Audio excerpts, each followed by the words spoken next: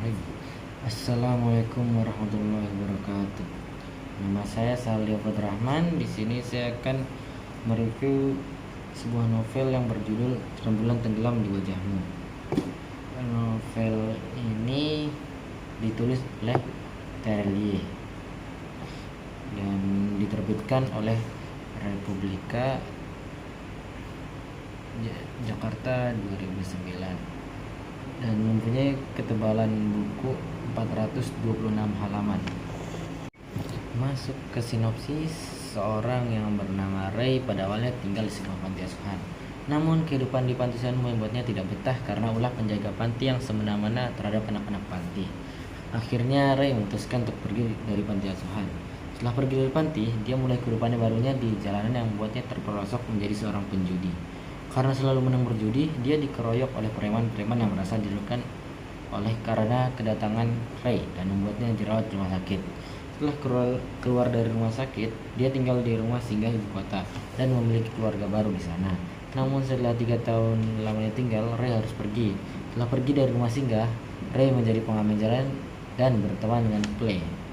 Play ternyata merencanakan sebuah pencurian hebat. Ray pun ikut dalam rencana Play untuk mencuri berlian 1000 karat yang dijaga ketat. Untuk mencuri berlian 1000 karat yang dijaga ketat, sayangnya Play tertangkap dan dieksekusi mati. Ray pun kembali ke kota asalnya dan bekerja sebagai buruh kerja dan kemudian menjadi mandor. Di kota asalnya dia bertemu dan menikah dengan seorang perempuan yang yatim piatu seperti dirinya. Hidupnya kini jauh lebih baik. Dia memiliki istri yang dengan ikhlas melayani dirinya, kenaikan pangkat, dan istrinya sedang hamil. Namun tidak lama langit dengan kejam merampas kebahagiaan Ray. Istri Ray dan bayi yang kandungnya meninggal. Kini Ray kembali mengutuk langit apa yang terjadi. Setelah itu Ray kembali ke ibu kota. Ray dengan bisnis imperiumnya yang menggurita merasa kehidupannya hampa dan kosong. Kini dia kaya, namun hidupnya tetap dipenuhi kehampaan. Di penghujung umur Ray sakit-sakitan selama 6 tahun. Di penghujung umurnya itu pula Ray mendapat jawaban atas seluruh pertanyaan hidupnya dan mengetahui kebenaran bahwa apa yang telah dilakukan selama ini berdampak bagi orang lain.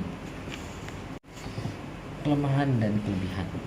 Untuk kelemahan novel ini memiliki alur campuran sehingga pada awal cerita pembaca dibuat bingung memahaminya.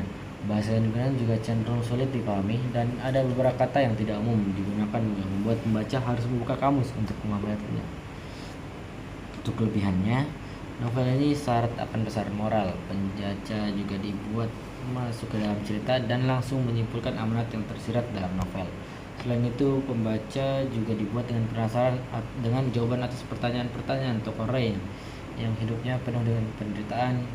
Novel ini menjelaskan setiap kejadian dengan detail dan cara membuat pembaca tergugah dan terkesan.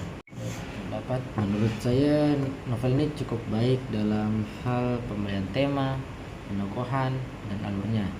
Ceritanya menarik dan mengandung banyak nasihat tentang kehidupan, terutama tentang mensyukuri kehidupan yang seringkali dilupakan.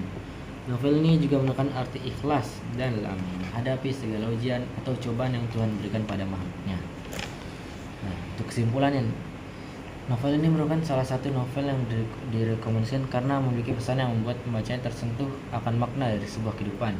Novel ini juga membuat pembaca ingin terus membaca sampai selesai karena memberikan rasa penasaran sejak awal cerita. Sekian, terima kasih. Wassalamualaikum warahmatullahi wabarakatuh.